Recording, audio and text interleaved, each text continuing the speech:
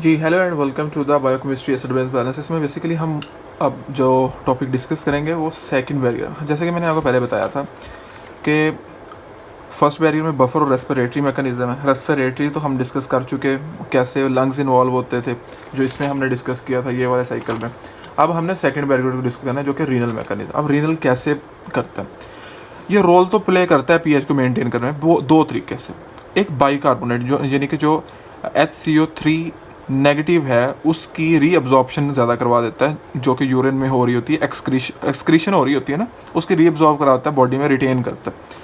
और एक्सक्रीट ज़्यादा करवा देता है हाइड्रोजन आयन की, जो कि एसिडिक में अपना रोल प्ले करता है। एसिडिक मतलब कि एसिडिटी बनाने में या एसिडिक करेक्टर रखने की वजह से पीएच में मेंटेन करने में हेल्प करता है एक हाइड्रोजन और एक बाइकार्बोनेट आयन। अब बाइकार्बोनेट की एब्जॉर्प्शन ज़्यादा करवा दिया और हाइड्रोजन का रिलीज ज़्यादा करवा दिया। अच्छा, ये सारे का सारा प्रोसेस जो पीछे हमने फर्स्ट लाइन ऑफ डिफेंस पढ़ी उससे कतरे स्लो होता है, जो कि मोस्टली लंग्स में हो रहा था। अब ये किडनी की बारी है।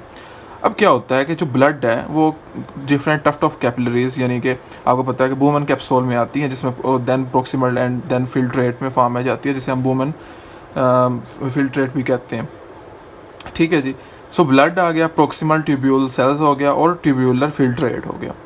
अब ब्लड में वही दो चीज़ें आएंगी, रिएक्शन करेंगी, कार्बन डाइऑक्साइड और वाटर, और यहाँ पे कार्बोनिक एसिड बनाएगी in the presence of carbonic anhydrase. Again मैं इसका एंजाइम को रेपिटेशन से इसलिए पढ़ रहा हूँ कि एमसीक्यू में आता है कि इसका मेटल कौन सा रिक्वायर्ड होती है इसकी एक्टिविटी के लिए, तो जिंक होती है, Zn। थोड़ा सा ये आप ज़रा देख लीजिएगा मिसप्रिंटिंग की वजह से। अच्छा, अब जब ये दोनों स्प्लिट होते हैं, एक हाइड्रोजन में और एक बाइकार्बोनेट आयन में, B for blood, B for bicarbonate, ये इधर गया डेट साइड।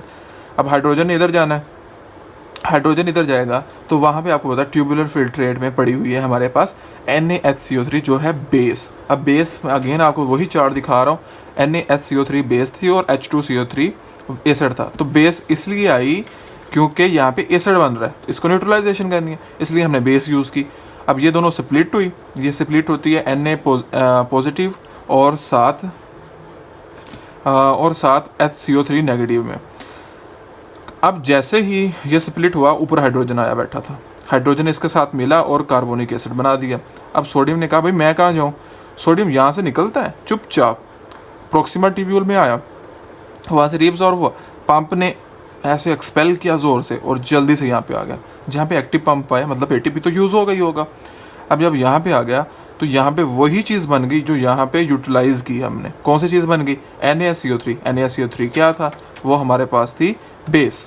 बेस क्यों बनी?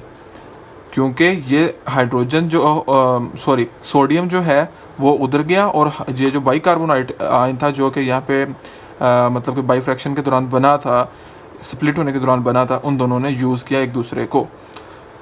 इस तरह से किडनी ने अपना रोल प्ले कर दिया। अब चीज़ आ जाती है कि एसिडोसिस अल्कलोसिस में क्या सीन होता है। जब एसिडोसिस है मीन्स कि हाइड्रोजन की कंसनट्रेशन बहुत ज़्यादा है और अल्कली यानी बेस की कंसनट्रेशन कम है। अब जिस मैकेनिज्म की मैं बात कर रहा हूँ उसमें दो ही चीज़ें इन्वॉल्व होती हैं, एसिड ये वाला और बेस ये वाली। HCO3 जो है एसिड है और NaCO3 बेस है। अब क्या हुआ, हमने क्या किया कि एसिडोसिस है, मतलब कि हाइड्रोजन की कंसनट्रेशन बहुत ज़्यादा है। हमने क्या किया, उसकी कंपनसेशन बेसिकली ये मैंने लिखी हुई है, कंपनसेशन में हाइड्रोजन की सेक्रीशन कम कर दी ताकि हाइड्रोजन कम हो, पहले ही बहुत ज़्यादा है। और HCO3 की रीअब्जॉर्प्शन ज़्यादा कर दी यूरिन से। क्यों? इसलिए कि ये इसको न्यूट्रलाइज करे इन फॉर्म ऑफ H2CO3 बना के। ठीक है। अब दूसरी तरफ अगर एल्कलोसिस होती है, मतलब जिसमें ये चीज़ जो है हमारे प्रोडक्ट जो मेटाबोलाइट्स है बाइकार्बोनेट बहुत ज़्यादा है, तो हमने इसकी रीअब्जॉर्प्शन कम कर दी ताकि ये बॉडी में अगेन कम एक्यूमुलेट है और ज़्यादा जो है एक्सेस में ये है सेक्रेट आउट हो जाए। और हाइड्रोजन की एब्जॉर्प्शन और सेक्रीशन दोनों इंक्रीज़ कर दी ताकि हाइड्रोजन ज़्यादा हो, इसके साथ मिले और देन अगेन इसी फॉर्म में न्यूट्रलाइज कर दे। जब ये फॉर्म न्यूट्रलाइज बन जाती है तो एक दूसरे का इफेक्ट ज़ाया हो जाता है। इस तरह से हम इन दोनों की कंपनसेशन करते हैं कि जो नॉर्मल वैल्यू ऑफ पीएच है वो मेंटेन रहे।